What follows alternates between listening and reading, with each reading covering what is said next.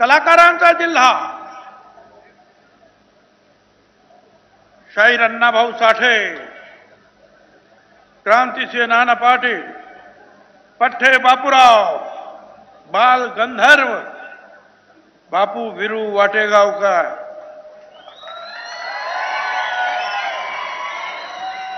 आणि हेही खरं आहे, आजकालच्या अलीकडच्या काळामध्ये जे राज्यकर्ते झाले त्याच्यातील वसंतदादा पाटील आणि राजाराम बापू पाटील आणि असंख्य असे जे आहेत चांगले लोक आहेत, त्या सगळ्यांचा हा जिल्हा, या जिल्ह्यामध्ये पदार्पण केलं. मी वसंतदादांचं नाव घेतलं, खरं आहे. वसंतदादा मुख्यमंत्री होते,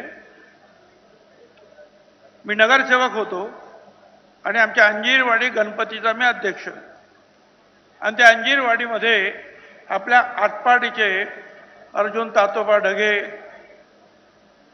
अर्जुनराव ढगे, आणखी सगळे ढगे कंपनी, सगळे हे सोना चांदी गाळणारे सगळे. आम्ही सांगितलं दादा तुम्ही या. दादा ताबडतोब आले, तब्येत बरी नसताना आले. एक तर कथा अशी आहे की सांगलीवरून लोक भेटायला निघाले दादाला ट्रकमधून. शेतात काम करणारा गरीब माणूस म्हणतो कुठे चालणार रे? दादाला भेटायला चाललो. अरे थांबा मी पण येतोय. आणि असाच उघडा पडका तो आमचा शेतमजूर गाडीत बसला, ट्रकमध्ये तिथे गेला. दादा विचारतात काय रे, अरे तो खमीस कुठे आहे? नाही दादा असंच निघालो. दादानं खमीस काढून दिलं. ते वसंतदादा कुठे आणि आताची ही मंडळी, हीच रॅली इथं कशाला, तीच रॅली इथं कशाला? अरे जरा काहीतरी जे आपल्या वाढ वडिलांनी जे सगळ्यांना बरोबर घेतलं, गोरगरिबांना बरोबर घेतलं, त्याची काहीतरी जाणीव ठेवा. सगळ्यांनीच तुम्हाला मतं दिली आणि तरी तुम्ही, आम्ही काही तुमची काही खासदारकी घ्यायला नाही आलो. लोक ज्याला निवडून द्यायचे ते देतील, पण ही अशी ही माणसं होती. आता त्याचा काही लवलेश काही दिसत नाही. इथे आमच्या धनगर समाजाचे लोक फार मोठ्या प्रमाणावर आहे. मला तुम्हाला सांगायचं आहे, तुम्हाला मल्हारराव होळकर माहिती आहे, पुण्यश्लोकी, पुण्यश्लोक अहिल्याबाई होळकर माहिती आहे.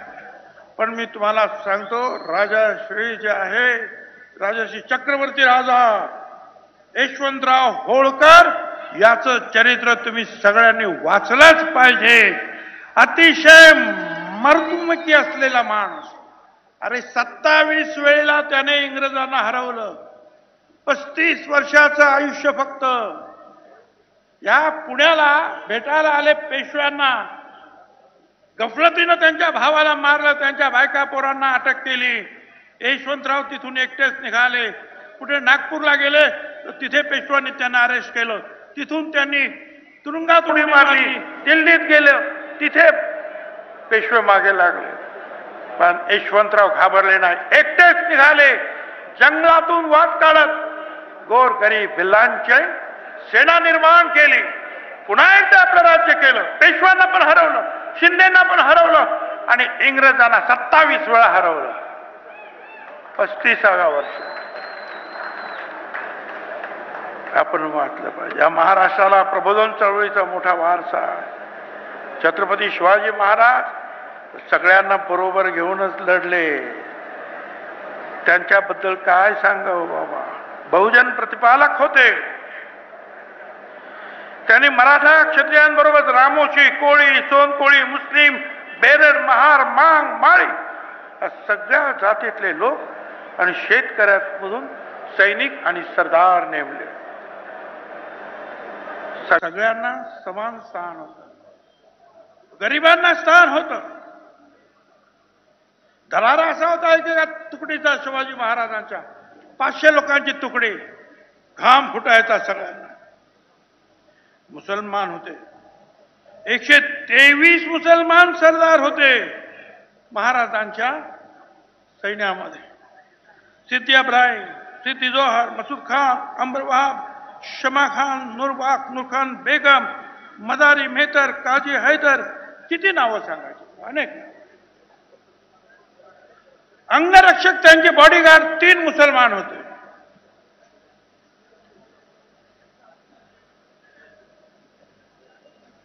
त्यांनी सगळ्यांना बरोबर घेतलं. हिंदूंनाही बरोबर घेतलं, मुसलमानांनाही बरोबर घेतलं. त्यांनी हिंदू मधल्या लहान लहान जातींना बरोबर घेतलं. शिवछत्रपती आग्र्यामध्ये तुरुंगात सापडले. पेटाऱ्यातून पळण्याचा घाट त्यांनी घातला आणि लोकांना तिथे तिथल्या संरक्षक जे पोलिसांना तिथले जे त्यांचे सैनिक मुघलांचे त्यांना संशय येईल म्हणून मदारी मेहतर नावाचा मुसलमान सैनिक महाराजांच्या अंथरुणावर महाराज बनून झोपला. त्या सगळ्या मुघलांना वाटलं महाराज झोपलेले आहे. महाराज पिटाऱ्यातून निघाला. नंतर हा मदारी मेहतर मुसलमान हा सुद्धा पोहोचला रायगडावर आणि महाराजांनी सांगितलं माग तुला काय पाहिजे. त्याने सांगितलं महाराज मला काय नको, फक्त ह्या सिंहासनाची जबाबदारी त्याची साफ सफाई ही फक्त मदारी मेहतर करील, आणखीन कुणी नाही. काय नाही ही अशी माणसं होती. 12 बलुतेदार, बहिर्जी नाईक रामोशी, सदोबा माळी, संभाजी करवर धनगर, नेमाजी शिंदे धनगर, येसाजी गायकवाड माळी, शिवाकाशी नावी, जेव्हा महालाव नावी, येसाजी कंक कोळी, सूर्याजी मालुसरे धनगर, तानाजी मालुसरे, लायाजी पाटील कोळी, कान्होजी आंग्रे कोळी, बाजीप्रभू देशपांडे कायस्थ, मदारी मेहतर मुस्लिम, काजी हैदर मुस्लिम, रायप्पा महार, सिद्धाप्पा महार, हे अशी सगळी माणसं होती. तेव्हा महाराष्ट्र उभा राहिला छत्रपतीने. पण आता वेगळंच चाललंय गड्या. छत्रपती शिवाजीचं नाव घेतात, शिवाजी महाराजांचं, आणि आपल्याच लोकांवर हल्ले करतात. मागच्या ऑगस्ट सप्टेंबर 2 महिने मला शिव्या देत होता हा तिथला नवा नेता. मी काही केलं बोललो नाही. पण बीडला त्याने आमदारांची घरं जाळली, ओबीसी कार्यकर्त्यांची हॉटेल जाळली, हल्ले केले, त्यांच्या बायका मुलांचे जीव धोक्यात घातले, राख रांगोळी केली त्यांच्या घराची. त्यावेळेला छगन भुजबळ तिथे गेला आणि जायच्या अगोदर आणि गेला आणि सांगितलं आता छगन भुजबळ गप्पा बसणार नाही. तुम्ही अशा रीतीनं जे ओबीसीना आणि या सगळ्या लोकांना वेठी धरू शकत नाही. त्यांची घरं दारं जाळण्याचा काय अधिकार आहे तुम्हाला. छगन भुजबळ तिथे गेला. अंबडच्या लोकांनी आले, भुजबळ साहेब मिटिंग घ्यायची. कुठे? या नवा जो नेता आहे ना त्याच्या अड्ड्यामध्येच जवळच. म्हटलं येतो. 16 तारखेला राजीनामा दिला मंत्रिपदाचा आणि 17 तारखेला अंबडला लाखो लोकांची जाहीर सभा घेतली. मी मग सांगितलं मंत्री आमदार हे सगळं नंतर, पहिल्यांदा हा महाराष्ट्र वाचवला पाहिजे. आणि हा महाराष्ट्र सगळ्यांचा, कारण महाराष्ट्र मेला तरी राष्ट्र मेले.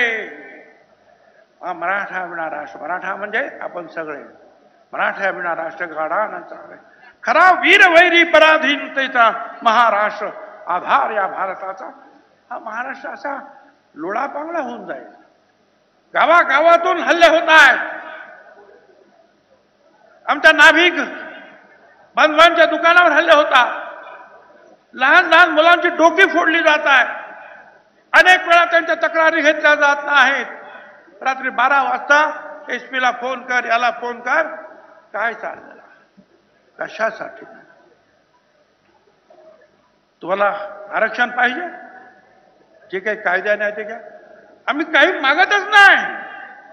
आम्ही सांगितलं आमच्या आरक्षणाला धक्का लागू नका. आम्ही काही मागत नाही. त्यांना वेगळं आरक्षण द्या. खरं म्हणजे इथं मराठा समाज तिथे